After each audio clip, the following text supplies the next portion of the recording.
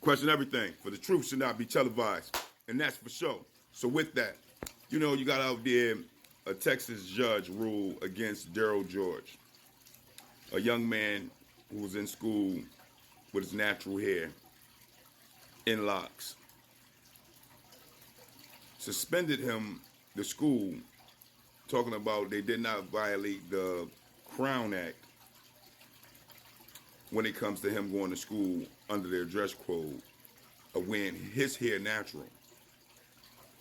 But let's just think about this for a minute, because we're in 2024 and we got our babies going to school representing our people in a natural manner, wearing their hair naturally the way our ancestors and our forefathers have wore their hair before the colonizers invaded us. And after they cut our hair off and demonized our way of life and threatened us in manners of not being able to be ourselves when it comes to our culture, heritage, history, or even our God. Here we are in that same boat again. See, and this is what I tell y'all. When it comes to indigenous aboriginals of America, how do you know if we're indigenous aboriginals of America or from Africa? Because they tell you you're from Africa, but we getting all this information that we the original people of America. And all the different writings on the wall in America they don't want to talk about. But see, by showing you that they can do this right now in 2024 and put our young brother on suspension for wearing his natural hair going to school, do you understand what our forefathers been through? Just think about it. Back then, you can get lynched or worse. Delectable Negro. Exactly. From what our forefathers was going through. So just imagine trying to be yourself back then, wearing your heritage back then, wearing your culture back then, saying that you the Aboriginal Negro back then when they're telling you you're not no more. That they're declassifying you out of your identity and taking your land. And going to reclassify you as a different people from overseas. Just imagine trying to fight that back then, what they would do to you. And now today, here in 2024, here it is, our brother Daryl George can't wear his natural hair to school because it's violating their school policies and their guidelines for how we, as a nation of people, supposed to look. But this is emancipation, a proclamation to mass incarceration. This is what I'm talking about, guys. This is what our babies are dealing with under under the inheritors who maintain our oppressor. Because this is what it is. They're maintaining what their forefathers have stolen, what their forefathers have come to do and have done to our people. And this is why they got laws like this against our people. These are the same laws that took us out of our identity hundreds of years ago and then gave our identity to other immigrants coming to the country. This is just that reality. This is the hatred that I be talking about, that we're still under still to this day. But see, y'all believe that these schools benefit our people. How, when you don't have any say in the school curriculum and programs that go into the minds of your children? You got Dr. Umar Johnson telling you that it's a school to prison pipeline. School to prison pipeline. Where the white folks, women is in schools teaching you, and you're failing through their educational system in the sense of the school system, curriculum, and programs is not catering to you and who you are as an Aboriginal Negro in your culture of being a citizen. And at the same time, it's failing you. They have their colonizer white men in police uniforms waiting to grab you up in your communities and lock you up, chase you down and lock you up.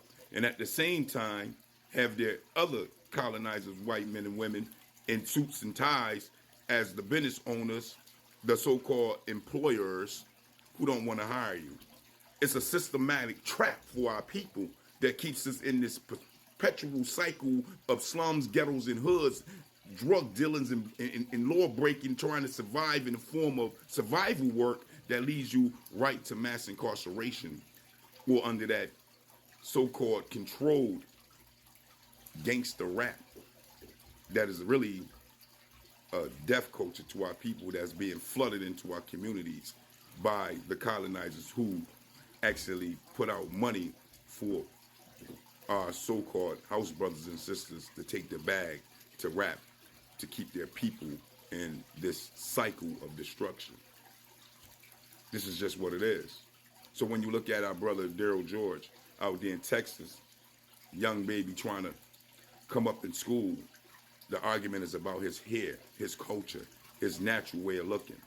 And this is why I tell y'all women, wear your hair natural. Don't wear your hair like the colonizers. Why? Because your hair is powerful when you wear it natural. You wear it natural, then you got hundreds of different styles that you can wear that no other nation of women or men can actually mimic. You upstage them every time you wear your hair natural because they can't wear it natural like you. They can't do what you do. Your hair stands up to God. It goes up into the air, talking to the Creator. Their hair drop down low, dead to the ground. And you running around here killing your hair down to have it drop down to your shoulders when your hair stands up proud and strong for what the Creator has given you when it comes to having woolly hair, made in the image of the Creator, the original people. This is that reality. So we got to understand, if we don't control our economic power and we don't control our political power, then we have no say in these areas to be able to help our baby, Bill George. And their judges, notice the words, their judges are always going to find that their people have not did anything wrong to our people, that their judgment against our people is always correct and right for them, not us, thus bringing devastation to our people on a regular basis. And now this young brother who's wearing his hair natural, who's representing his culture, his heritage, his forefathers, his people, is demonized in their schools. But don't forget, these are the same schools that they didn't want to send in the first place. These are the same schools that federal officers had to walk groups of our people to go to school.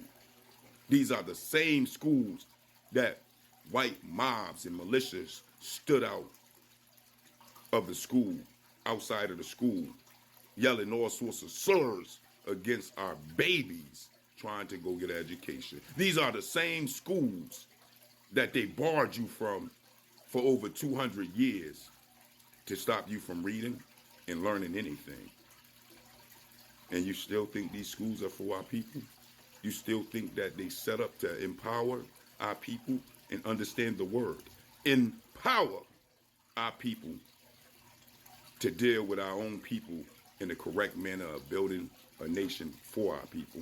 You really think that these schools are doing that? Making men, Aboriginal Negro men, head of household in competition to their men in order to own businesses, own houses, own land, and stand up as strong men to protect and provide for their families as competition to their men?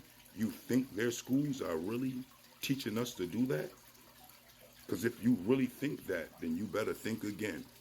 For I just don't get it. And I just don't understand it. But that is the question. You let me know. Peace, peace.